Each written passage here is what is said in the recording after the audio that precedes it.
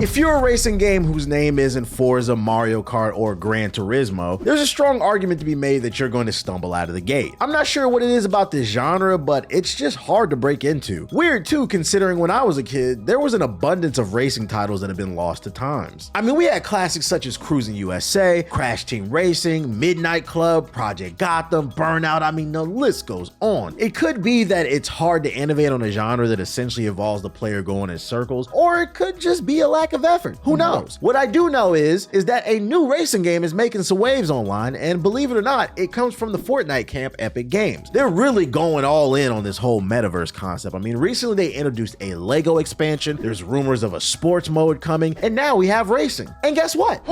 I'm here to share my thoughts on it, but before we get into it, a quick disclaimer. The following video is not a full review. This video contains some general first impressions of the game based upon my first few hours experiencing it. My thoughts and opinions are subject to change over time, so feel free to take everything I say with a grain of salt. And with the disclaimer out of the way, here's everything you need to know before you install Rocket Racing. Rocket Racing is the latest mode added to the ever-growing portfolio that is Fortnite. This is not a standalone game, so if you want to try it, you must first have Fortnite installed on your platform of choice, then choose Rocket Racing's mode from the menu. If the vehicles look familiar, it's because this mode was developed by Psyonix, which is the same development team that brought us Rocket League, hence the name Rocket Racing. Rocket Racing is an arcade racer, something more akin to Mario Kart or Sonic All-Star Racing. The cars feel fast, light, and they're intuitive to control, so this without a doubt is a game most people should be able to pick up and play. The difference is that there's more emphasis on driving skills, seeing as there's no combat items for players to take advantage of. What I mean is there are several courses players can race on, and each have their own unique layout. Some will contain traps to slow you down, some have insane sharp turns, others have shortcuts, and some have all of the above. Either way, I like this approach as I do feel like it helps Rocket Racing stand out from other arcade racers. My favorite aspect of the gameplay is the heavy emphasis on platforming. I come from the school of Sly Cooper, Spyro, and Super Mario, so anytime platforming is incorporated, I welcome it. All throughout each racetrack, you'll find spots that reward you with extra speed for timing your jumps correctly. The best part is that you can jump up, you can jump left and right to wall run, and you can jump on top of the ceiling. This forces players to pay attention to the track layout if they want to improve their lap time. Drifting plays a major role in the game as well. You can drift your whip holding X in the direction you want. This will build up a meter, and the longer you hold your drift without crashing, the longer the boost on your car gets. There's also another meter that builds over time just for doing positive actions during the race. Once that meter fills, you hit Y to activate your nitros for another speed boost. The cool thing here is that they've also included an active reload type of mechanic for the nitros. Upon turning it on, you'll be prompted to hit Y again at a certain point. You'll have a short window to hit that, but if you manage to hit the Y button, you'll be rewarded with another larger, even longer speed boost, thus creating this high risk, high reward type of system. When you manage to get a hang of all the mechanics and you're firing on all cylinders, this game can be a pure rush. Rocket Racing does a great job of rewarding the better drivers. The entire time I was playing this game, all I could think of was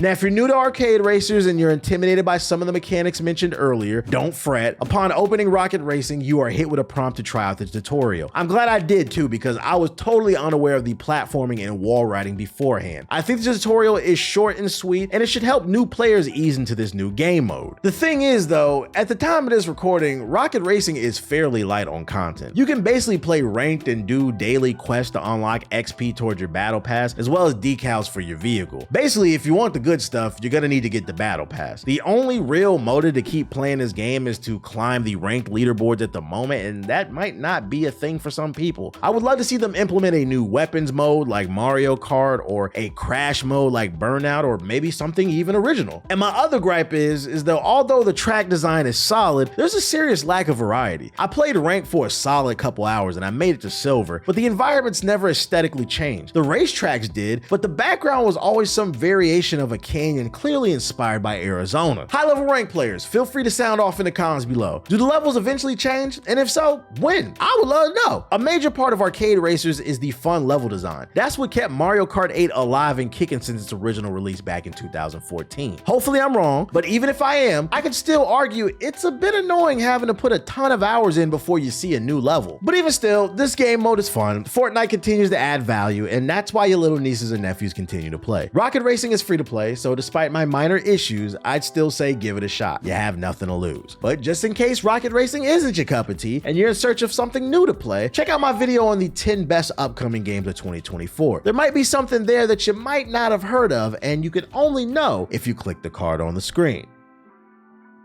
Seriously, click the card on the screen. It gives me more watch time.